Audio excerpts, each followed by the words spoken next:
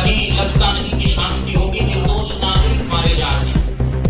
राष्ट्रों के और कुछ नेताओं के वर्चस्व और उनकी हठधर्मिता के कारण संपूर्ण बहुमत प्राप्त करने के बावजूद और सत्ता संपन्न होने के बावजूद भारत भूषण पांडे अखिल भारतीय जनसंघ का इस समय राष्ट्रीय अध्यक्ष के दायित्व में हूँ। मेरे बगल में श्री राकेश कौल गुरखा जी हैं, ये हमारे राष्ट्रीय महामंत्री हैं। उनके बगल में श्री जगदीश शास्त्री जी हैं, ये हमारे राष्ट्रीय सचिव हैं। आपका केंद्र श्रीनगर जम्मू कश्मीर है, आपका केंद्र मुंबई है और आपका केंद्र दिल्ली है। श्री देश कुमार कौशिक जी हमारे राष्ट्रीय उपाध्यक्ष हैं।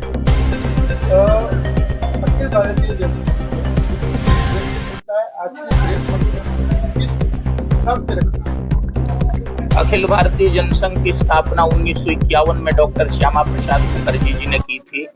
उनके शिष्य और सहयोगी रहे आदरणीय बलराज मधोक जी ने इसे कंटिन्यू रखा और स्वतंत्र भारत का यह पहला राष्ट्रवादी मंच है जिसने देश में देश की राजनीति की शुरुआत की। भारत भारतीय नीतियों के अनुरूप चले, भारत भारतीय नेताओं के अंतर्गत शासित हो और यह जनसंघ का उद्देश्य था। उस उद्देश्य में हम अंशतः सफल हुए हैं, पूर्णतः भी सफल नहीं है। पूर्णतः सफल की लड़ाई चल रही है। कल डॉक्टर मुखर्जी का बलिदान दिवस है, उसके पहले आज राष्ट्रीय कार्य समिति की बैठक हो रही है और उस बैठक के पहले राष्ट्रीय अंतर्राष्ट्रीय मुद्दों पर जनसंघ का क्या चिंतन है, इस विषय में बातचीत करने के लिए, देश को अवगत कराने के लिए आपको बुलाया गया।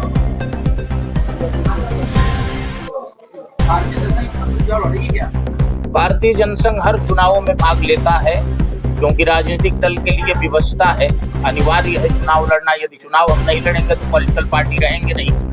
हार जीत की परवाह किए बिना हम चुनाव लड़ते रहेंगे। 1980 में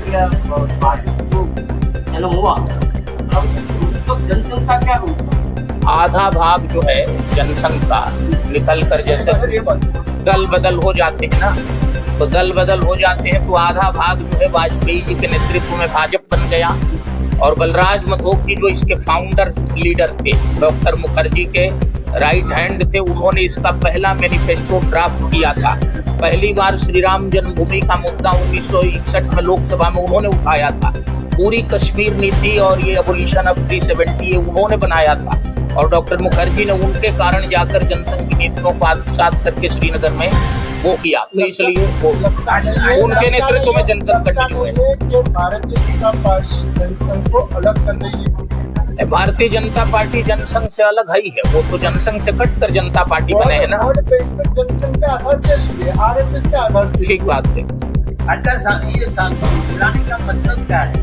क्या बुलाने का? आज संघ का जो बुला है, हाँ, वो तो बताया ना कि राष्ट्रीय अंतर्राष्ट्रीय विषयों पर जब पूरा विश्व युद्ध की विभीषिका झेल रहा है और लग रहा है कि अंतहीन युद्ध है और भारत कई मोर्चों पर शत्रुओं से घिरा हुआ है, तो इस विषय में भारत के लोगों को, देश के लोगों को किस प्रकार संगठित होना चाहिए, हम भी एक स्टेक होल्डर हैं। इसलिए हम अपनी बात रखने के लिए, देश को बतलाने के लिए आप लोगों की सेवाओं का, हम किसी दल को सपोर्ट नहीं करते।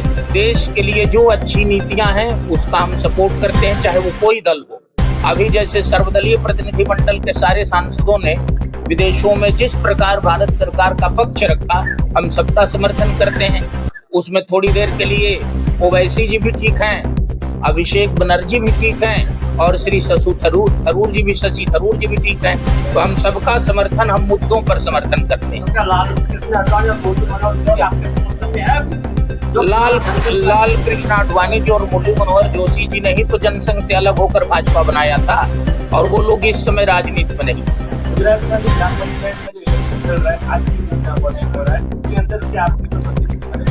ग्राम पंचायत में हम लोग नहीं लड़ते, विधानसभा लोकसभा में 2027 में आने वाले गुजरात के इलेक्शन उसमें रहेंगे। आपकी क्या भूमिका रहेगी? हमारी भूमिका, हम सकारात्मक विपक्ष की भूमिका में अभी हैं पूरे देश में और उसी भूमिका में हम रहेंगे। सत्ता पक्ष का राष्ट्रवाद के लिए सहयोग करते रहेंगे, चाहे सड़क पर रहें, चाहे संसद में और चाहे विधान मंडलों में। और रह गई सीट की बात, तो वो हमारी प्रदेश कमेटियां तय करती हैं कहीं हम 5 पर भी लड़कर संतुष्ट रहते हैं, कहीं 50 पर भी लड़कर। आप किस पार्टी को समर्थन करेंगे? हम किसी पार्टी को नहीं, देश को समर्थन करते हैं, देश को समर्थन करें। विचारधारा क्या होगी? हमारी विचारधारा राष्ट्रवाद है।